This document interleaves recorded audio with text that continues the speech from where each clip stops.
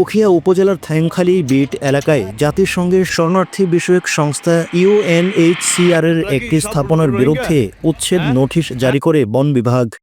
বৃহস্পতিবার ২৪ এপ্রিল কক্সবাজার দক্ষিণ বন বিভাগের অধীনস্থ থাইংখালী বিট কার্যালয় থেকে এ নোটিশ প্রদান করা হয়। নোটিশে উল্লেখ করা হয় উক্ত স্থাপনাটি ২০১৭-১৮ সালের শরণার্থী সংকটকালে থাইংখালী বিট এলাকার সাধারণ বনভূমিতে নির্মিত হয়। এটি বাংলাদেশ বন আইন ১৯৮৭-এর ২৬ ও ২৮ ধারা অনুযায়ী অবৈধভাবে গড়ে তোলা হয় এবং অনুমতি ছাড়া বনভূমিতে ঘর নির্মাণ করায় পরিবেশ ও বন সংরক্ষণের হুমকি সৃষ্টি করে।